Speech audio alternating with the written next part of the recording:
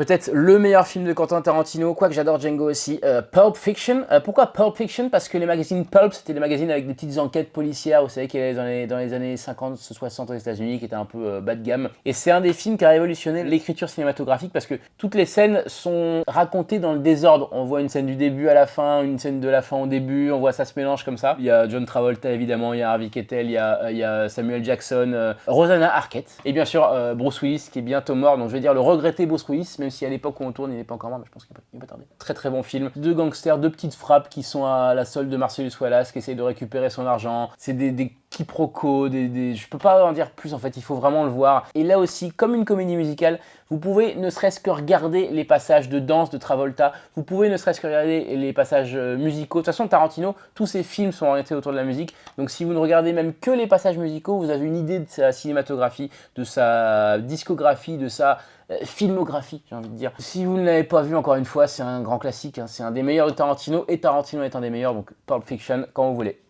Christopher Walken, il explique en fait qu'il a retrouvé que cette montre-là, il était au Vietnam et que pour pas se la faire confisquer, il se l'est mise dans le cul et que du coup, il a gardé sa montre dans le cul pendant des années et tout, et que là, il lui transmet enfin à son fils. Il est content parce que ça, c'est une pièce de collection et tout, mais elle a quand même séjourné dans un rectum pendant 6 mois. Enfin, puis il explique ça en restant super sérieux. Non, Pulp Fiction, trop trop bien.